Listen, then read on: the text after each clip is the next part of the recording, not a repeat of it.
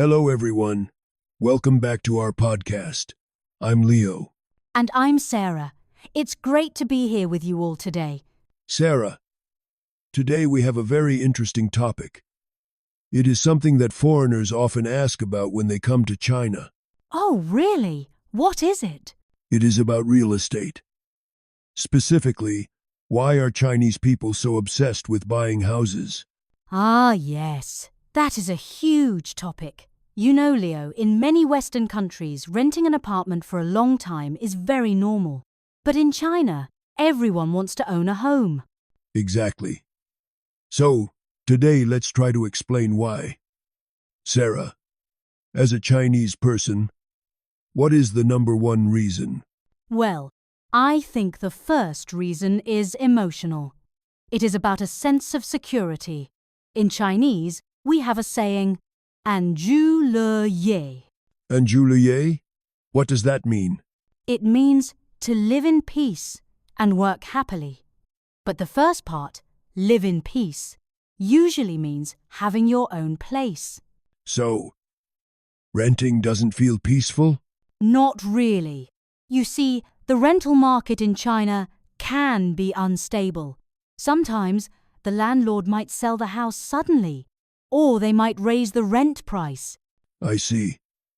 So tenants feel like they can be kicked out at any time. Exactly.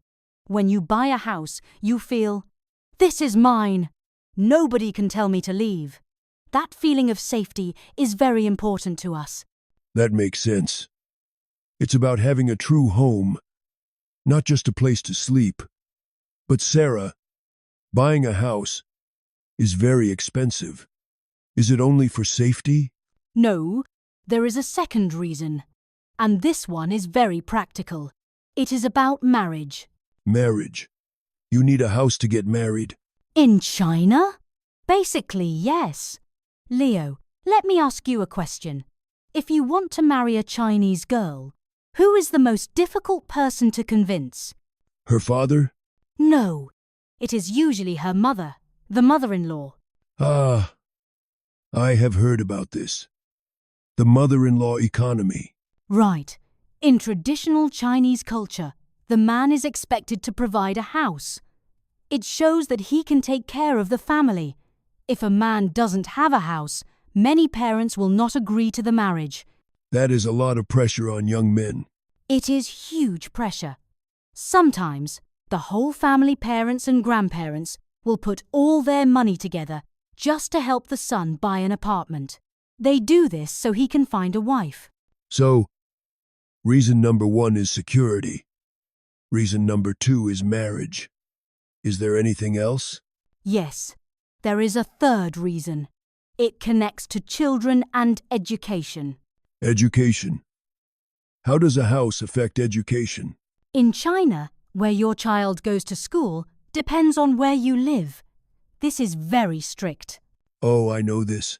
It's called the school district or Shuiku, right? Yes. If you own a house near a top university or a top primary school, your child can go there. If you only rent, it is much more difficult, or sometimes impossible, to get into the best schools. Wow. So parents are not just buying an apartment. They are buying their child's future. Exactly. That is why old, small apartments near good schools are sometimes more expensive than big, new luxury houses in the suburbs. That is crazy. But Sarah, houses are also an investment, right? In the US, people invest in the stock market. What about in China? That is the final reason. For the last 20 years, house prices in China went up and up. It was the best way to make money. And the stock market? Chinese people often think the stock market is too risky. It is like gambling. But a house? You can see it. You can touch it. It feels like real money. People believe that house prices will never fall. Although, I heard that recently, prices are not going up as fast as before. That is true. The market is changing now. But the belief that houses are safe money is still very strong in older people's minds.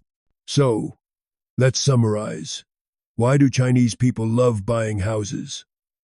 First, for a sense of security and stability. Second, for marriage. No house, no bride. And third, for their children's education and for financial investment.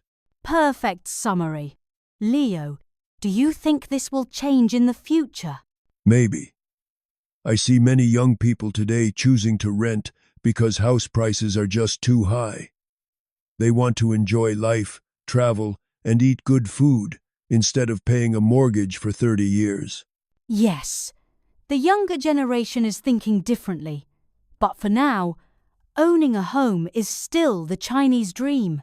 Well, that's all for today. We hope this helps you understand Chinese culture a little better. If you have any questions, please leave a comment. Why is buying a house important in your country? Let us know. Thanks for listening. See you next time. Bye-bye.